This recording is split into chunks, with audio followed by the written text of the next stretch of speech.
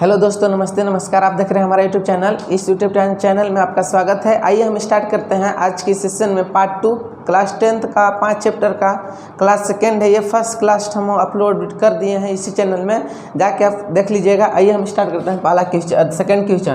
पहला क्वेश्चन तक first video में है, किसी बेलन में उपस्थित हवा की मात्रा जबकि वायु निकलने वाला पंप प्रत्येक बार बेलन की शेष हवा का 1/4 भाग बाहर निकाल देते हैं। कहने का मतलब ये हुआ कि देखिएगा, एक बेलन के आकार का एक पंप है, इसमें एक हवा जाने वाला है, एक निकलने वाला है। इसमें जब पंप से मारा जाता है, इसमें जब हवा मारिएगा तो 1/4 भाग बाहर निकलता है। कितना भाग निकलता है? 1/4 भाग बाहर निकल जाता है। तो आपसे क्वेश्चन पूछा कि बताइए कि 1/4 भाग जब बाहर निकलेगा तो क्या ये एपी में है? अब है तो क्यों है? फर्स्ट क्वेश्चन यही पूछा। आइए हम स्टार्ट करते हैं। पहले लिखेंगे माना कि, पहले मानना पड़ेगा बेलन में तो कुछ है नहीं, मानना पड़ेगा बेलन में कि कितना हवा है। माना कि बेलन में उपस्थित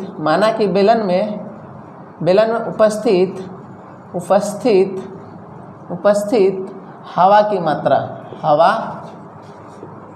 मात्रा हम मान लेते हैं, सपोज 1 हवा की मात्रा हम मान लिए 1। कोई दिक्कत? बेलन में जो हवा है, इसमें हम बेलन की हवा जो है उसको मान लिए हम 1। उसके बाद जब 1 मान लिए तो अब लिखेंगे प्रश्न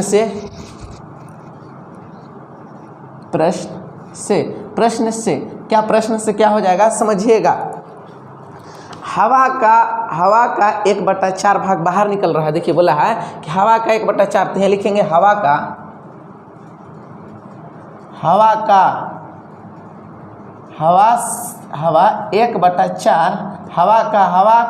1/4 क्या चीज कर रहा है?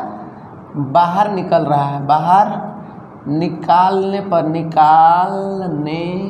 पर समझिएगा, निकालने पर।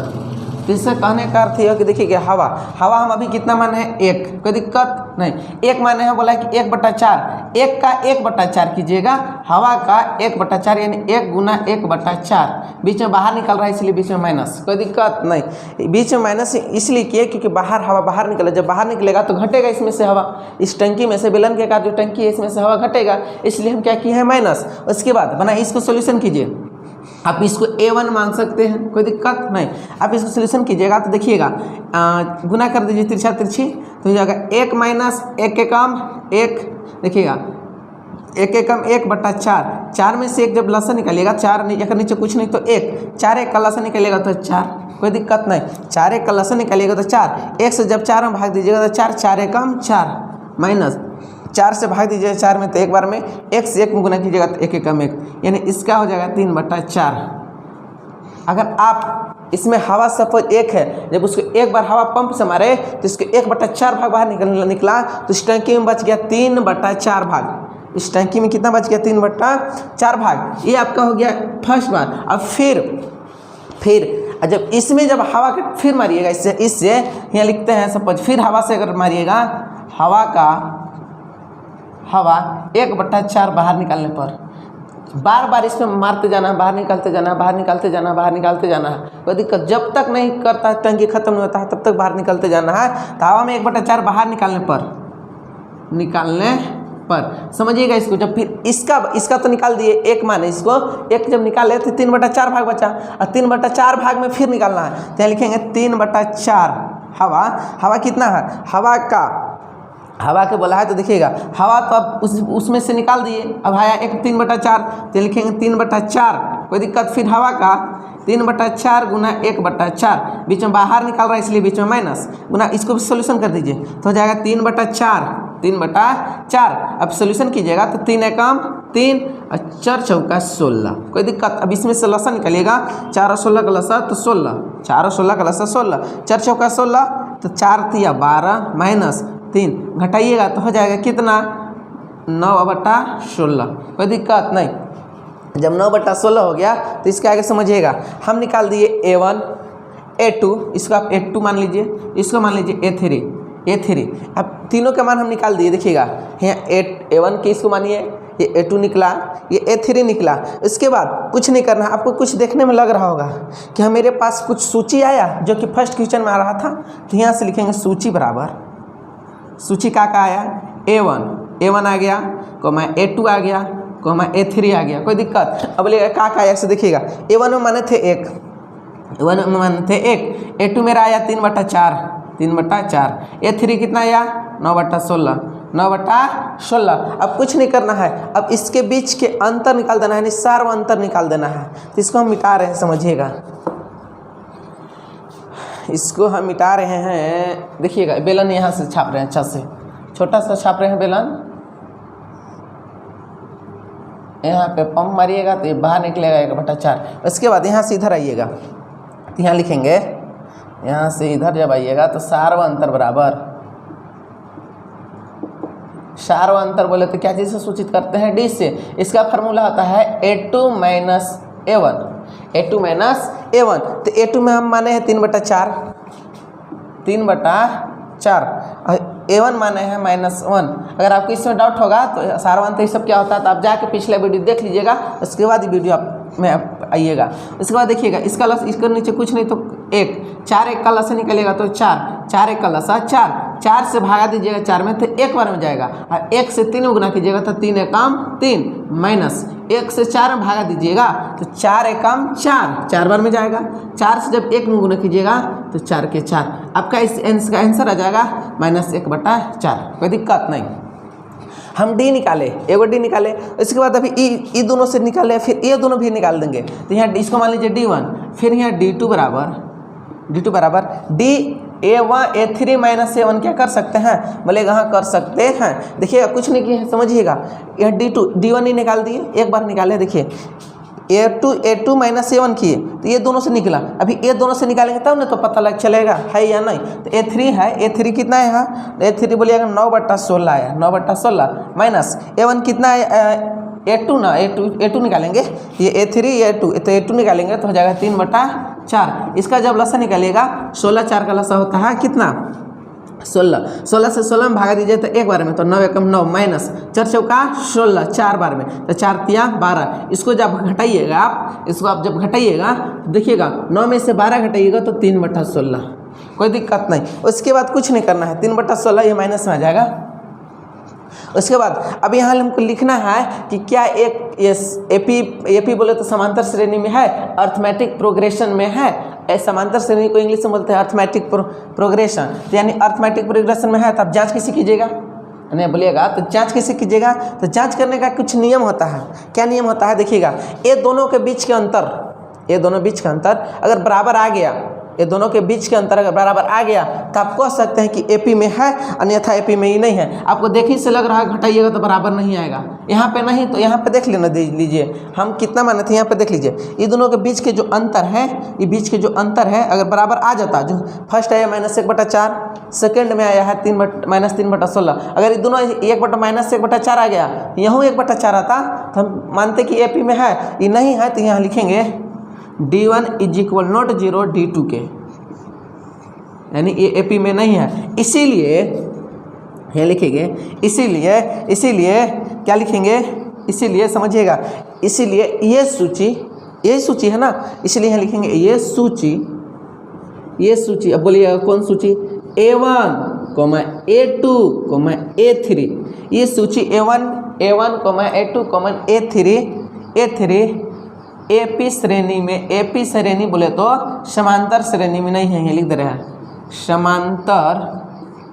समांतर श्रेणी, यानी बोले तो एपी में नहीं है, यही हमको जांच करना था। हम कुछ नहीं किए हैं, समझिएगा, फिर से समझा दे रहे हैं। हम हवा का 1/4 भाग बाहर निकालने पर, तो 1 4 के गुना किए तो 1 3/4 आया, तो हम इसको A2 मान लिए। हम पहले माने 1, हवा टंकियों को माने 1, उसके बाद A2 आया, A3 माने हैं 9/16 को, तो सूची आया हमको कि A1 बराबर, A2 बराबर, A3 बराबर। A के माना आया 1, A2 के माना आया 3/4, A3 के माना आया 9/16। उसके बाद हम ये देखेंगे कि सूची बराबर है, बराबर होगा तो एपी में है, समांतर श्रेणी में है, अगर बराबर नहीं है तो ये समांतर श्रेणी में नहीं है। तो ये देखिए हम घटा के देखें तो ये दोनों के बराबर नहीं आया, तो हम कह सकते हैं कि समांतर श्रेणी में नहीं है। स्क्रीनशॉट ले लीजिए, आते हैं सेकंड क्वेश्चन में। नेक्स्ट नेक्स्ट क्वेश्चन नंबर 3, प्रत्येक मीटर की खुदाई के बाद एक कुआं खोदने में आई लागत, जबकि प्रथम मीटर खुदाई की लागत है 150 रुपया। प्रथम मीटर कुआं के खुदाई का लागत है 150 रुपया, और बाद में जब प्रत्येक मीटर खुदाई कराया जाता है तो 50 रुपया बढ़ती जाती है, बढ़ती जाती है, बढ़ती जाती है। समझिएगा इसको। देखिएगा, सपोज ये कुआं है, ये क्या चीज़ है? कुआं। हंसिएगा नहीं, हम कुआं छाप रहे हैं, कुआं तो छपाएगा नहीं अच्छा से, लेकिन समझिएगा। देखिएगा, ये एक कुआं है, ये एक क्या चीज़ है? कुआं है, लिख दे रहे हैं कुआं। ये एक कुआं है, जब इसको एक बार खोदने के लिए लगाए गए, मजदूर के लगाए गए, तो ये 150 रुपये में खोद दिए। इतना 150 रुपये में, कितना में? 150 रुपये में खोदे, 150 रुपये में खोदिए। जब इसमें फिर मजदूर का बोला कि अगर 1 मीटर आप खुदवाइएगा तो 50 रुपये बढ़ेगा, फिर अगर 1 मीटर इसमें खुदवाइएगा तो 50 रुपये बढ़ेगा। यानी आप कहने का अर्थ ये होगा कि जब जितना मीटर आप खुदवाते जाइएगा 50 आपको बढ़ते जाएगा, बढ़ते जाएगा, बढ़ते जाएगा, जब तक आप नहीं बोलते हैं उसको। तो ये बोला कि जब देखिए कुआं, क्वेश्चन वही बोला, प्रत्येक मीटर खुदाई के बाद एक कुआं खोदने में आई लागत, जबकि प्रथम मीटर खुदाई की लागत 150 रुपया है। प्रथम मीटर यानी जब शुरू बार खोदा तो 150 रुपया है। उसके बाद जब प्रत्येक मीटर खुदाई के बाद 50 रुपया बढ़ते गया, बढ़ते गया, बढ़ते गया, बढ़ते गया। तो यहाँ लिखेंगे क्या चीज़? क्वेश्चन में है, यहाँ लिखेंगे प्रथम खुदाई में, प्रथम मीटर खुदाई में। देखिएगा सॉल्यूशन, प्रथम मीटर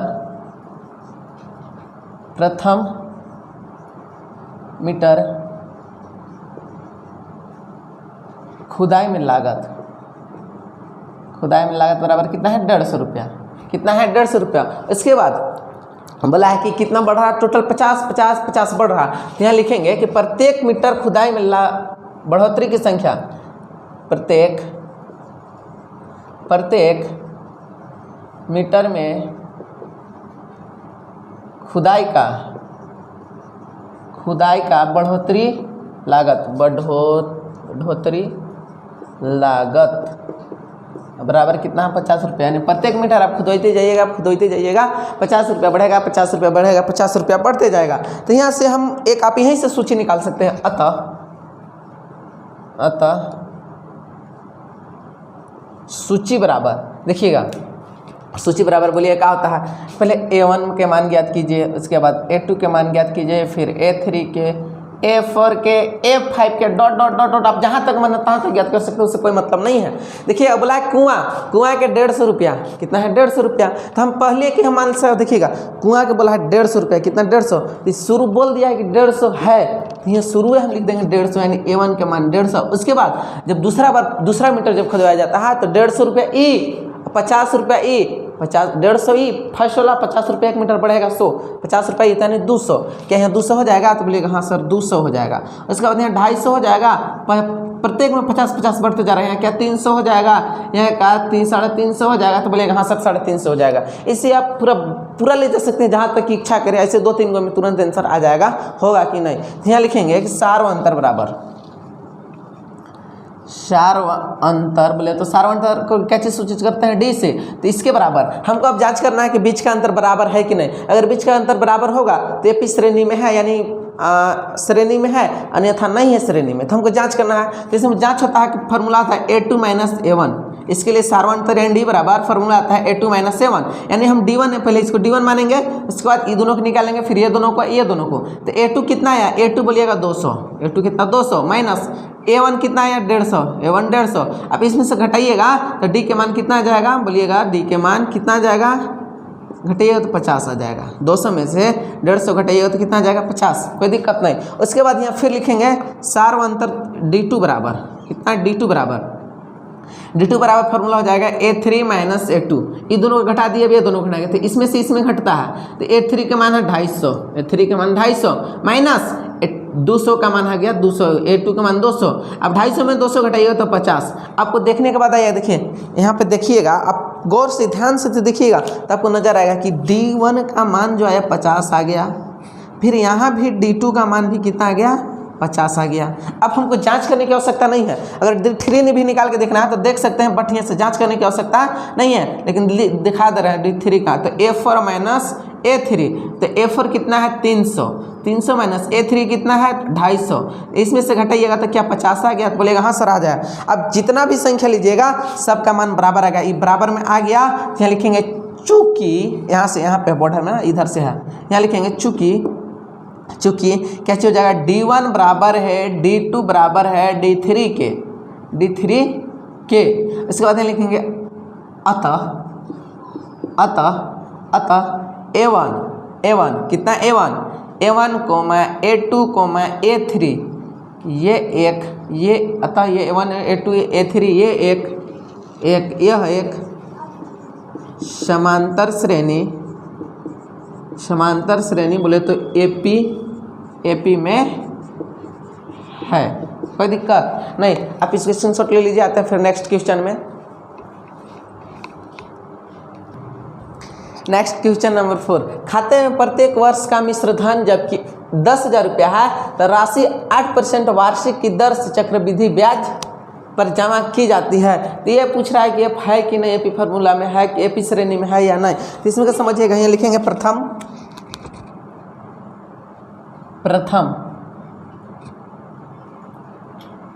इसमें थोड़ा सा झोल है, देखिएगा चक्रवृद्धि ब्याज है। चक्रवृद्धि ब्याज किसको कहते हैं, ब्याजों पर जो ब्याज लगता है उसे चक्रवृद्धि ब्याज कहते हैं। जैसे आप कोई आदमी को 100 रुपया दिए, जब इसका शुद्ध अगर आपको 100 रुपया का 10 रुपया सपोज 110 रुपये शुद्ध होता है, तब 100 रुपया का ब्याज नहीं लगेगा, 110 का भी ब्याज लगेगा, 110 का भी ब्याज लगेगा। 110 का जितना ब्याज होगा फिर नीचे जितना आएगा, तो यानी ब्याजों का ब्याज जो लगता है उससे क्या चीज़ बोलते हैं, चक्रवृद्धि ब्याज। कोई दिक्कत नहीं। आगे ये स्टार्ट करते हैं। तो इसमें हो जाएगा प्रथम राशि। देखिएगा मिश्रधन बोले तो मूलधन मिश्रधन, जबकि मिश्रधन 10,000, इसको आप A1 मान लीजिए, 10,000 है, इसको मान लीजिए A1, कोई दिक्कत नहीं। और फिर राशि यानी राशि बोले तो दर प्रतिशत बराबर कितना दिया है 8%। और खाते में प्रत्येक वर्ष कहने का अर्थ ये है कि प्रत्येक वर्ष यानी एक साल में वो खाते में पैसा जमा करता है, यानी प्रत्येक वर्ष बोले तो वर्ष बराबर एक साल, 1 ईयर्स यहाँ लिख लीजिए, 1 ईयर्स, कोई दिक्कत नहीं। उसके बाद आप जानते होंगे कि एक फार्मूला होता है मूलधन गुना दर गुना समय बटा 100। ये फार्मूला आपको अच्छे से याद होगा, तो उसी पर है ये बेस्ट आधारित है उसी में। यहाँ लिखेंगे प्रथम से राशि निकाल दिए A1, तो A1 निकाल दिए, तो हम यहाँ लिखेंगे A2 निकालना हमको दूसरी संख्या, तो यहाँ लिखेंगे दूसरी राशि बराबर एक फार्मूला भी बोले क्या चीज़, मूलधन गुना दर गुना समय एक बट्टा में हो जाएगा 100, कोई दिक्कत नहीं। तो मूलधन कितना है 10,000 हो गया 10,000, दर कितना है 8%, समय कितना है 1 ईयर्स बटा में 100, 00 से 00 कैंसिल, तो यह हो जाएगा 8 में 00 इतना, ये क्या हो गया A2। आप इसको मान सकते हैं A2, कोई दिक्कत नहीं। जब A2 मानिएगा, इसको क्या चीज़ A2 मानिएगा, तो इतना तो मूलधन राशि है, यानी इसका ब्याज आया, इसका ब्याज ही नहीं आया, तो इसके A2 बराबर पूरा कितना हो जाएगा, 1 सेकेंड। दूसरे ये देखिएगा, ये वाला क्या बोले कि ये वाला प्रथम राशि इतना आया, ये वाला 800 दूसरा, यानी इसका ब्याज 800 आया, तो यहाँ लिखेंगे कि दूसरी राशि कितना जाएगा, 10,000 में 800 जोड़िएगा तो क्या 10,800 आ जाएगा, 10,800। आपका ये हो गया दूसरी यानी A2, कोई दिक्कत नहीं। अब A2 ये हो गया, तो फिर निकालेंगे तीसरी राशि, यहाँ लिखेंगे तीसरी राशि बराबर फिर वही फार्मूला लगा दीजिए, मूलधन गुना दर गुना समय बट्टा 100 हो गया। तो मूलधन आपकी ये ना लिखेंगे, मूलधन मेरा यहाँ आ गया है, फिर नया वाला मूलधन, तो नया वाला मूलधन आ गया, तो नया वाला मूलधन को आप लिखिए, गुना दर कितना है 8%, समय कितना है 1 ईयर्स बटा 100, 00 से 00 कटेगा, तो इसका आंसर कितना आ जाएगा, 8 64 के 4 हासिल 6, 64 के 64, 8 कम 8 यानी 864। ये 864 जो आया समझिएगा, जो ये 864 जो मेरा आया 864, ये क्या चीज़ आया है, इसका ब्याज आया 864। यहाँ लिखेंगे तीसरी राशि, इसमें से आप इसमें जोड़ दीजिए, जोड़िएगा तो कितना हो जाएगा, 4 के 4, 6 के 6, 8 8 16 के 6 हासिल 1 के 1, अब 1 के 1 यानी 11,664 11,664। अब यहाँ से आप जांच कर सकते हैं। आप इसको मान लीजिए A1 मान लिए, इसको A2 मान लिए, इसको आप A3 मान लीजिए। तो यहाँ लिखिएगा सूची हमको ज्ञात हो गया, सूची ज्ञात हुआ ना। उसके बाद यहाँ से आप यहाँ से यहाँ यहाँ यहाँ यहाँ आ जाइए। सूची बराबर क्या ज्ञात हुआ, आपको नहीं दिख रहा होगा ये वाला राशि, तीसरी राशि नहीं दिख रहा होगा तो आप यहाँ डायरेक्ट आ जाइए, यहाँ लिख दे रहे हैं तीसरी राशि। तीसरी राशि यहाँ लिखेंगे तीसरी राशि, तीसरी राशि बराबर कितना आया, जोड़ दीजिएगा। देखिएगा इसमें से हम जोड़े हैं तो जोड़िएगा तो कितना आएगा, 4 के 4, 6 के 6, 8 8 16 के 6, हासिल 1 1 के 1 1 के 1, 11,664। यहाँ से आप एक सूची हमको ज्ञात हो गया। क्या चीज ज्ञात हुआ, सूची। क्या लिखेंगे, सूची बराबर, सूची बराबर क्या सूची हुआ कि A1, A2, A3। तो A1 के मान कितना आया, बोलिएगा A1 के मान कितना आया, 10,000। कितना आया, 10,000। A2 का मान कितना आया, 10,080, 10,800 आया है। फिर A3 का मान कितना आया है, 11,664। कोई दिक्कत नहीं, यहाँ सब लगा देंगे सार्वंतर यानी D बराबर। तो यहाँ लिखेंगे सार्वंतर, सार्वंतर बोले तो D1 बराबर क्या हो जाएगा, A2 माइनस A1। तो A2 का मान कितना है, 800 माइनस A1 का मान कितना है, 10,000। आप इसमें से घटाइएगा तो क्या 800 आएगा, बोलेगा हाँ सर 800 आएगा। कितना आएगा, 800। उसके बाद जब 800 आएगा, कितना आया, 800। यहाँ 800 जब आ गया, ये वाला 800 आया, तब यहाँ D क्या, D2 बराबर नहीं ज्ञात कर सकते हैं। D2 बराबर क्या हो जाएगा, D2 बराबर क्या हो जाएगा, तो A3 minus A2 is equal to, तो A3 के मान 11,664 माइनस A2 के मान हो जाएगा 10,800। आप इसको जब घटाइएगा, देखिए अगर ऐसे आपको बड़ा लगता होगा घटाओ तो अपन औकात में अजाइल कीजिए। ये नहीं काबिल तरीके से घटा रहे हैं, एग्जाम में बैठे हैं और गलत करके आ गए, ऐसे नहीं करना है। जैसे आप अभी तक बचपन से जैसे आप सीखे घटाओ वैसे ही घटाना है। 10 में से 0 घटाएंगे तो 4, 6 में से 6 और यहाँ 8 होता है, 8 आ जाएगा। 16 में 60 करेगा 16, यहाँ बचा, यहाँ देखिए 1 दे दिए थे, 0 बचा, यानी दोनों में कुछ नहीं। तो 800 कितना है, 64।